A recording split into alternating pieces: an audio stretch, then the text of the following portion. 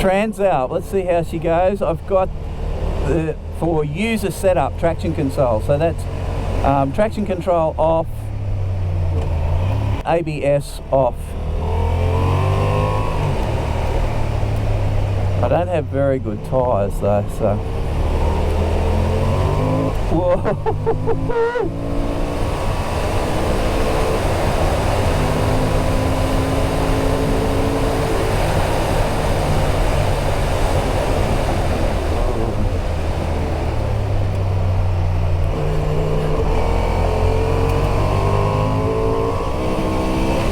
Yeah, the engine really starts pulling between 6 and 8. Yeah, it comes alive.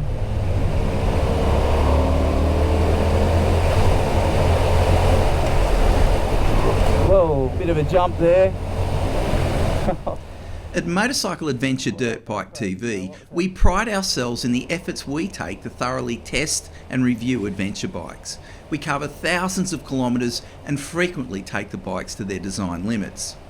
On this occasion, we're on a press launch for the Honda XL750 Transalp, and Clubby and I ride the bikes on a 300 kilometre day loop with other journalists that consists of a range of tar and smooth gravel surfaces. We have arranged with Honda to do a more thorough review in the coming months, but it's fair to say that we learned a lot about the Transalp during this one-day ride. By the end of this video, you'll have a detailed appreciation of our initial impressions of the bike, detailed information on the bike, its accessories and relative costs, and an insightful description of where we see this bike fitting in the highly competitive adventure twin market and the potential for this bike, with some modification, to do the tough stuff. So hang on to your hats, and if you like what we do, subscribe.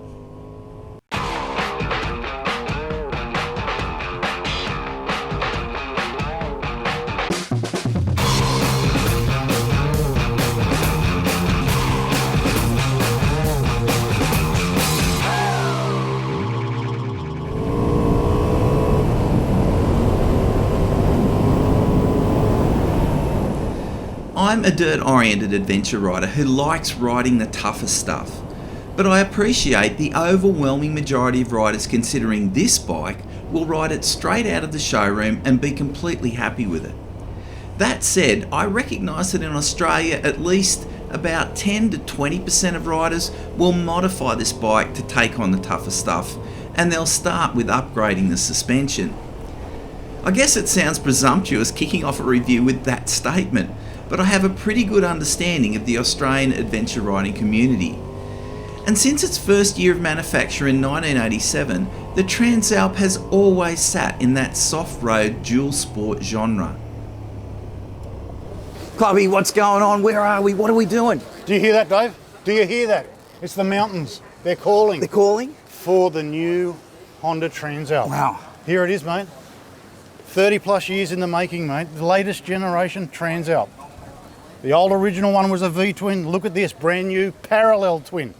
755 cc's, 91 horsepower, 75 newton meters, and cheaper than a packet of chips at Woolworths, mate. You're kidding me. 14,499 plus your on-road costs. So that'll take it up into the mid-15s, I guess. Yeah, so we saw that on the net. There was someone selling in... Tari Motorcycles was Tari. First to post on Facebook a week ago, 15,800 right away in New South Wales at Tari. Yeah. Which is just mega value, isn't it? Mega value. No. But come and have a look at it, Dave. So there's a couple of different variants here, which is great for Honda to give us. There's this is a base model, it looks like. Yep. Then we come over, there's crash bars. Now you were paying attention to the presentation, Dave. 5 packs they're offering with the new bike, okay? Yeah. Different configurations, a touring pack, comfort pack, rally pack, all the different various accessories. Bash plate, crash bars, much needed to protect the engine and the sump. Yeah, water pump there, that water pump. Yeah, all of side. that, and it's a ripping set of crash bars and a ripping bash plate, mate. Solid. Yeah, it's going to do the job. We've got quick shifter. I remember hearing that, Clubby. Quick shifter, $400. Yeah, that's cheap. Haven't they come me? down in price, mate? They're ripping. Oh, look, bigger pegs on this one as well. Yeah, that's got the rally that pegs. there. Yeah, they'll be comfortable. There, come right down the other end. All right, we're coming. What else have you got? You've got Crash different bars. colours. We've got the full protective crash bars. Oh, on look here at as those well. Okay. to give you upper fairing body protection. I like those for filming. There's one here with the taller screen. Taller screen. Oh yeah, There's so we're going to another try option. that today. We're going to try the variants. The Yep. shorter screen, With little taller winglets screen. as well. The boys from Honda are already making the call on them. Ah yes, Being the a good little winglets. mod for buffeting. The winglets. So all sorts of fruit to come with it, and I guess it's a case of the base package. You then make it what you want it to be, like a lot of adventure bikes, isn't it? You know? Yeah, yeah. And Honda are trying to put together these packs for those individual types of riding. Yeah. Yeah. It looks nice, but mate, looks compact, doesn't it? Looks thin, looks narrow. So 300 k's we ride today. Solid. That was the ride. plan, wasn't it? Oh, and we get to chase Daryl Beattie. Yeah, where is Daryl that Beattie, Daryl Daryl Beattie? Beattie Adventures, mate. He'll be here somewhere. He's here somewhere. Captain Camo. There he is. You can't There even he see is. him for the camo. I can't see Daryl Beattie. Yeah, there he is. What's the go with Daryl Beattie? He's in camouflage. So he's trail boss Can today. you see him? Yeah. All right, so Daryl, we are stoked to be here, mate, for this new Transalp. What's the plan for today, mate? Where are we heading? Basically Scenic Rim, which is on the other western side of Mount Tamborine, which is home for me. Yep. We're going to start on the coast. It's about a 50k loop, just over the mountain, out through the back, through the Scenic Rim, and then basically our turnaround point today would be Maroon Dam, Boona, and back. Okay, fabulous, mate. Okay, good mix of tar, gravel, mountain roads, back roads. Mainly tar, Yep. a little bit of mountain stuff, some Yep. back roads, and a little bit of gravel. I'd love more gravel, you know how much Yep, I love it. sure. But in the loop today with photography and video, Yep, sure, it's understood. what we could squeeze But in. I think it sounds like typical fodder for the Transalp rider. I think so, yeah. Yeah. And I think that's, you got to realise that. I think it's the loop we do today is what majority of people I would think do you're on a weekend. Exactly right, mate. So Daryl, this ride that we're going on is for, you know, the typical rider of a Transalp, but a lot of people are going to push this beyond that. And where do you see this bike fitting in terms of, you know, modification for that top 5% of riders who just want to go hard, jump it like a motocross bike? You know what I mean? They're out there all over Australia. Yeah, it's a difficult one because the market's moved so much, hasn't it? Yeah. But my personal view is that, and for Buddha and I, and Buddha leads my tours, we actually don't. We're not the sort of guys that do jumping. Yeah. But we like going deeper and exploring further, which means generally most times sandy tracks. Yes. Which I think is a bit of a nemesis for a lot of people getting into the sand. Yeah. But I don't see why, you know, like we've just come off 8,000 Ks on the Africas, doing Uluru to Broome through Central Australia, right across the Gulf to Cairns from Broome. I can't see why, if you wanted to upgrade it, you know, the suspension, do a few little things, why you couldn't do that on a Transalp. Yeah. What's that I see? Nobby's on one of these. Hey, so Daryl made a point last night. Yeah. Interchangeability of wheels between the Africa Twin Yeah. and the new Transalp. Hey, what was it? Just the cush drive fitting in the sprocket carrier. Yeah. Was different. Had to swap that over from each bike, different size chain. Yeah. But there you go. Yeah, a little bit of Yeah. conformity between different models. And so which is just handy to know. and Daryl's one here's got. Yeah, well, that's the one he's been test riding. It's got Yeah. Michelin Anarchy Wilds. Yeah. Anarchy Wilds fitted on it, which that would just make a world of difference on the dirt. Yeah. No, he's just started on that project, hasn't he? Yeah, yeah. Well, that's all next week, isn't it, Dave? All this, he's got suspension components Yeah, yeah. coming for it. Big week next week, out back testing it all. Gentlemen, start your engines. Look at them all. And here's mine for the day. Mine's got the full set of crash bars. It's got the adventure pegs and a bash plate down there as well. The screen's bright and clear. You can easily bang through these modes, standard, rain, gravel, and your user mode. You can alter user mode yourself very easily just in this, and you can come across, and I've just reduced and completely taken off traction control, and that's done and locked. So yeah, it's pretty good. Now this bike has these little winglets. I'm a bit of a fan of winglets. We'll see how they work. It's got the shorter screen. Now the people behind me have got the taller screens. Do you know how to turn the grips off? It's like I'm in the Bahamas. It's like I'm in the Bahamas. They'll be lovely on a cold day, mate, but at the moment... So, oh, sorry, not mode. So you hit the function, so function. Right, function. And then just turn them off. down and up, so function. And then the function will scroll through the bottom screen. Beautiful. And then back again. So you're Thanks, mate. Thank you. Out on the twisty tar, and the bike feels stable and planted and holds the line through corners really well. The front brakes are powerful with good feel, and trailing the rear brake settles the bike into tight corners. It feels good on the road, although when braking really heavily, I did notice the front suspension diving slightly, as you would expect with this type of bike. Yeah, I'm quite impressed with the handling of it. But again, I mean, this is not my forte. I'm not a road rider, so I'm really looking forward to, you know, getting this in the dirt, which we do shortly. Yeah. Okay, so this is an opportunity to try the gravel setting. So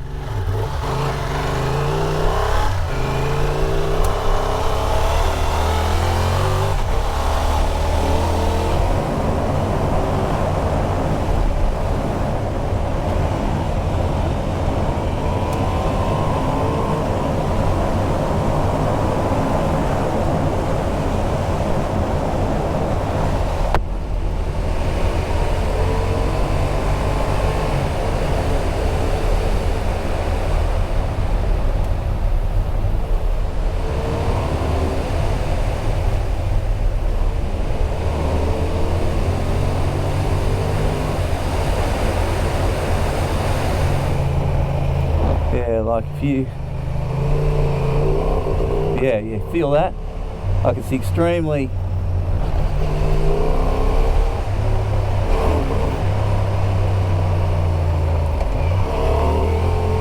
yeah, okay. So I know that sounds, you know, pretty trite, that quick test of the gravel traction control, but it's just too interfering, and it's certainly not what I'd like in the gravel. I think for novices and people just getting used to gravel, it might help them from sliding out, but it's not good for me at my level of riding skill. It inhibits me going around corners, it inhibits me setting up in corners, but that's okay because you've got the user setting and you can lock that in, and provided you don't turn the key off, everything stays off. ABS, a lot.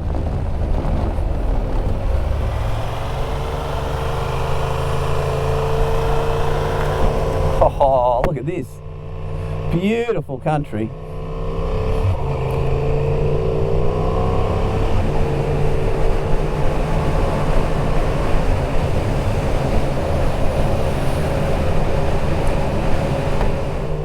Transalp, let's see how she goes. I've got the for user setup traction control, so that's traction control off,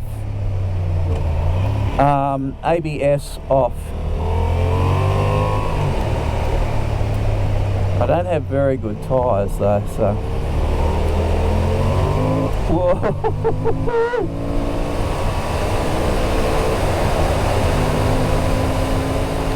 Considering the bike was fitted with road-oriented dual sport tyres, it handled the gravel roads well, and it's a testament to the frame and steering geometry of the bike.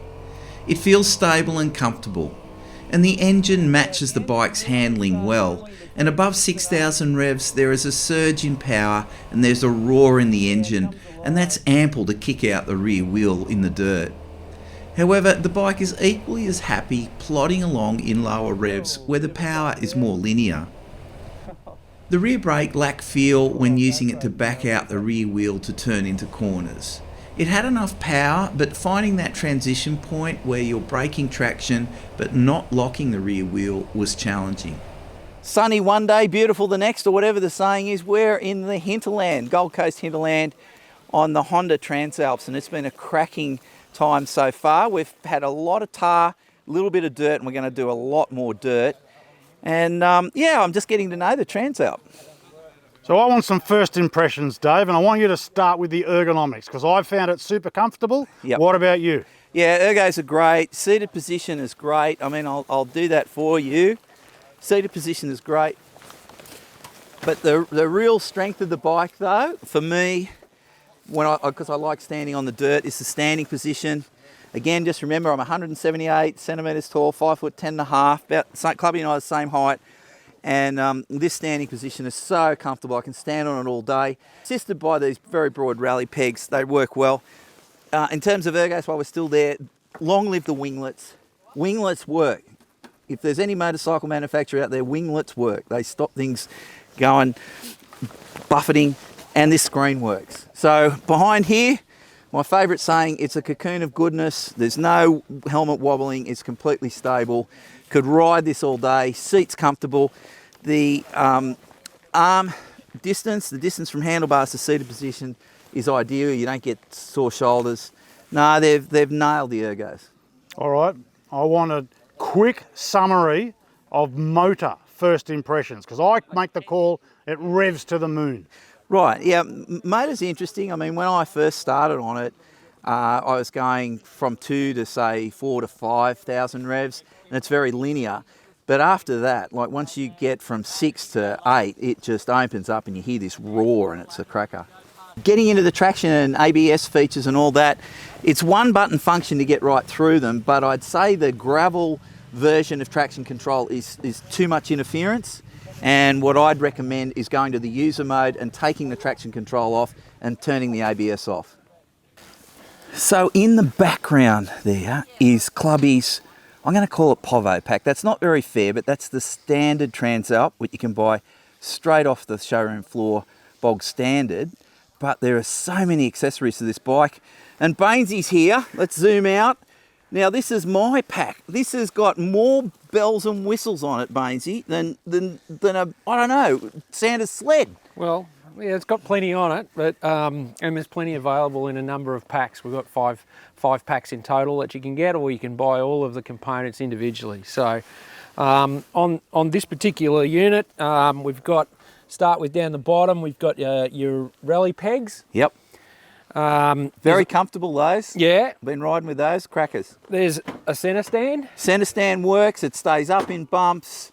Really happy with it, balances the bike, can kick it off the centre stand really easy. Brilliant, well done. And we have the rally plate and the bottom engine bars. Yep, saw that. Yeah, which are down the bottom, and then the second bars are for the fog lights. So they're the touring kit, the adventure pack. Yeah. And also on this one we've got the accessory handguards. And heated grip spines, because I started off, yeah, and it was like the Bahamas were this they morning. on, were they? They were on. Well, that's because we ran them in Victoria. Right. And trust me, it was like 2 degrees and snowing when we were Well, they running work. They work well in Queensland. Weren't needed, but they work well in Queensland. That's right. Just a simple push of the function button and all of a sudden they're alive. Yeah. And we also have the fairing deflectors. They're just stop that wind from buffeting in and around when you're on those freeway. Right, so I can confirm that. I've been riding along. I've gone a little bit past freeway speeds, and that whole setup gives me stability in the helmet. Very comfortable ride. Now, Bainesy, you've forgotten something. Yeah, I have, and it's a secret little thing down here. $400. Yeah, and it's a quick shifter. And it works. And how is it? It's excellent. Bam, bam, bam, bam, bam. It just works. Some quick shifters on some brands of bikes are fiddly and you hit false neutrals. Not on this one. It's very precise and bam, you're in it. So it's good. And obviously there's other accessories that are available. Top box, yeah, hard panniers, so hard top box, hard panniers. Yeah. Also available. The fog lights aren't fitted to this unit, but there's also fog lights as well. And in fact, that'd be another push on the function button and you'd end up controlling them as well. Yeah. Well, mate, thanks for putting on a cracking tour for us. It's been great. We're out in the hinterland of Queensland. How good's this weather? It's stunning, isn't it? Bainesy, thanks very much. Now, apparently, Clubby's got me lined up to get on the Povo pack after this one, Well, and you he's need to- going on this. You need to experience it all. Yeah, you know what he likes? He likes the colour of that over there. See that one over there? I know he was professing that it was Yeah. his colour. Yeah, he loves that colour. He's a traditionalist. Well, it's because it harks back to the 1986 colour of the original Transalp, and Yeah. we all know that Clubby harks back to 1986. He does. He does. He had a mullet, flares, no nose ring. And men were men, and they rode Transalps Transalps. from Paris to Dakar, Bainesy. Correct. Yeah. With everything on their back, no support. No. They were the days, mate.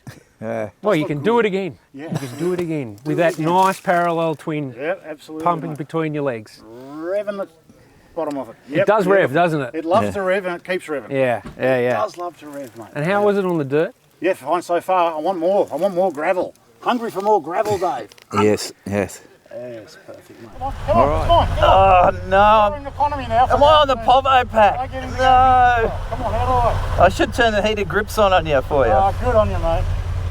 Now here it is, Dave. What's it got, Clubby? Nothing. There's, Handlebars? yeah, no handguards. No handguards. More important, Dave. Nothing. No back foot. Okay. Very aware. Oh, look at these rubber pegs. Oh no. No, I'm on the Povo pack. You've got to come down off the mountain, Dave. Mm. This is what the constituency, Mad TV constituency, this is what they fight. They start out on the ground floor. You know, one thing I'm going to be interested about is the winglets. I wonder if the winglets.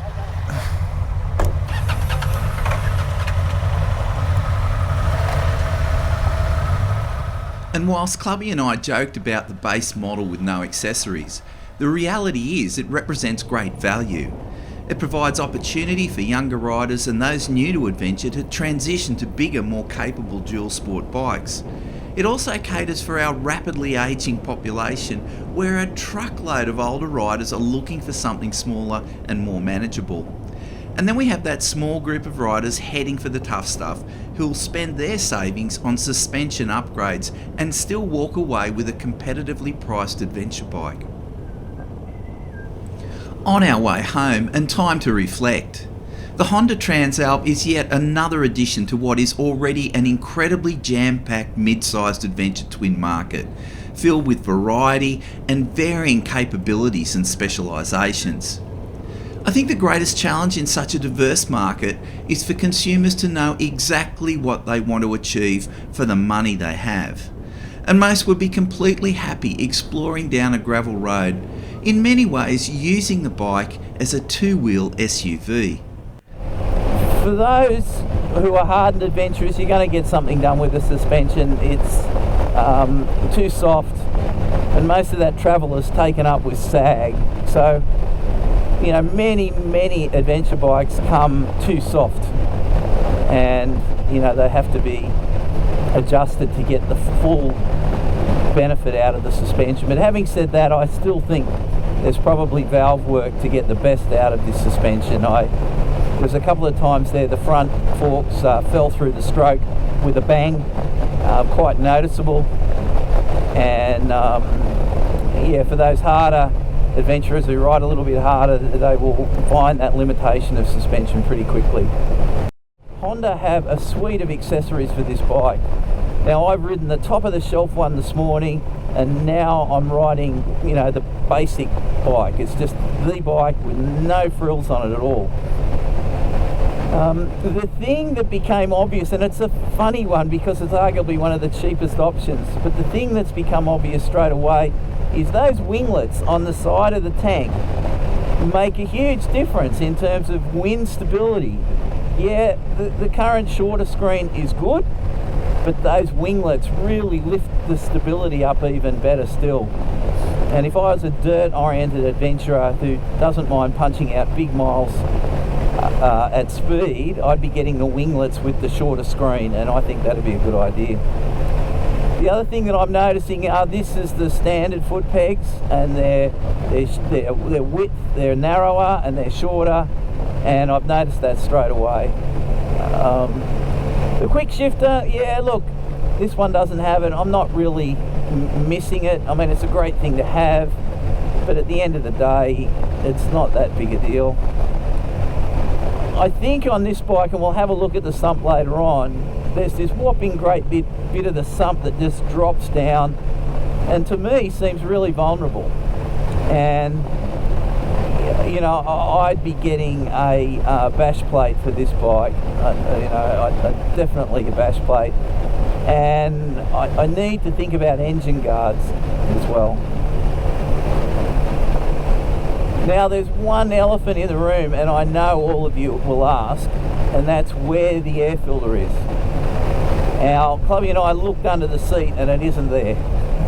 So I got a horrible feeling it's straight down underneath that tank. Fuel consumption during my ride was 4.5 litres per 100 kilometres. Taking into consideration the 16.9 litre tank, that provides for a theoretical range of 375 kilometres. Well, Clubby, we're back. Mate, that's a full day. It was a very Good full day. Good Yep. day. Another good day, Dave. Yeah. Mate, where's it slot in, you reckon? I don't know. It all comes down to that 14,499 plus on roads, right? Which is nice, right down there. That's low level, mate. Mid-sized twin cylinder, entry into the market. But the caveat that I've got with that price is then what the bike needs. If you're going to go any further than a casual latte adventure, I call it, mate. Yeah. You know, and I think that's the caveat with it, mate. People are going to have to. It's interesting, you know, I did the reverse to you, so I came off the Yep. bells and whistles and came Yep. straight to the standard. The thing that struck out straight with me was the winglets of all things. They were. I know They that do. sounds strange. It's but only a little. these little winglets little here mod.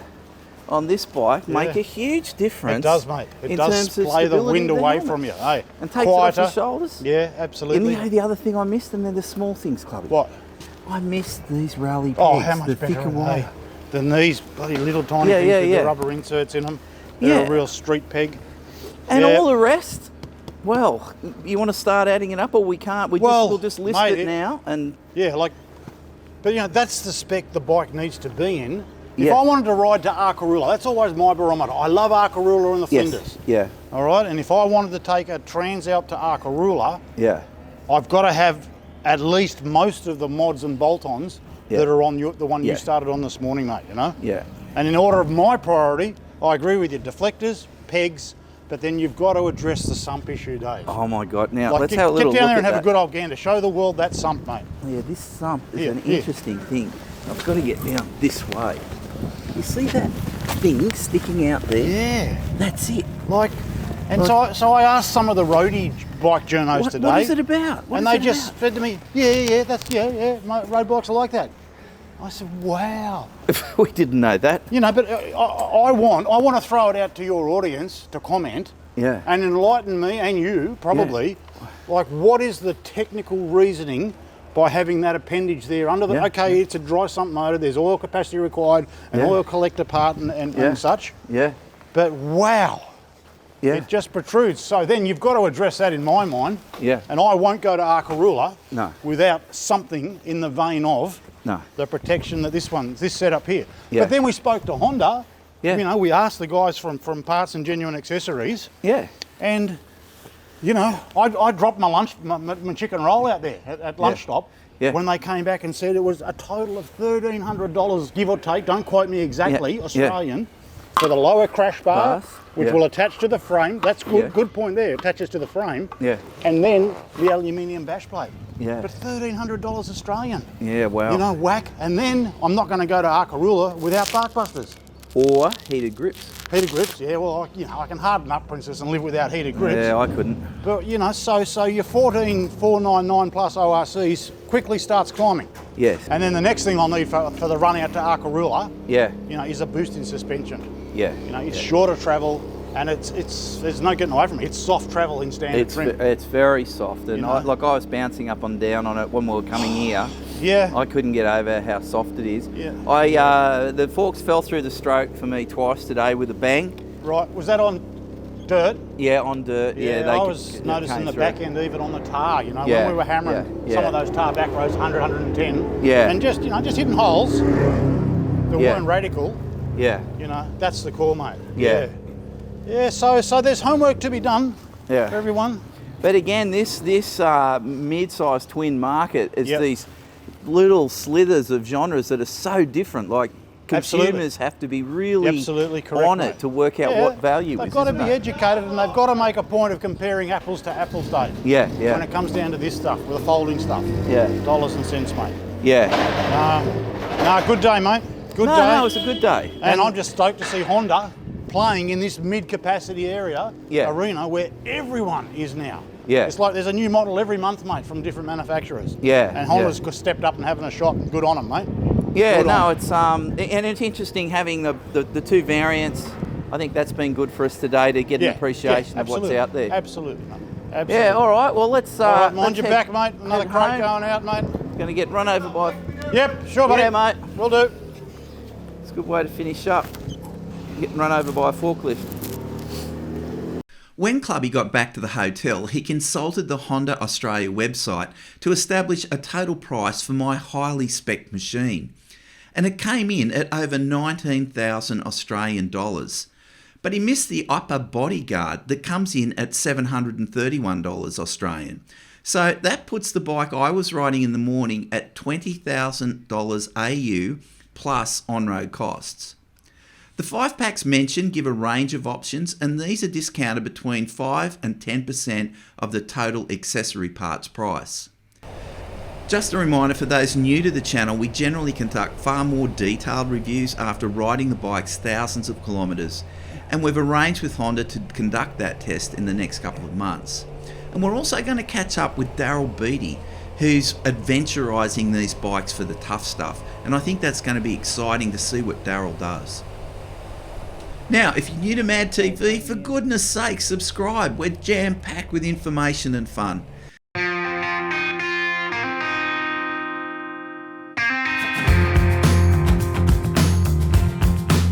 It's time to get going. It's time to move on. Put this behind me. That day is gonna come. I'm breaking the walls down one by one. Nothing can stop me.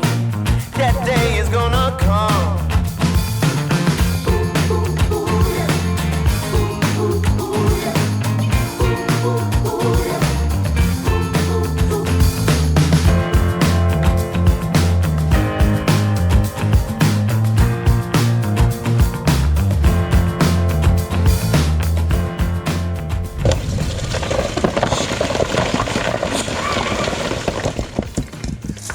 Oops.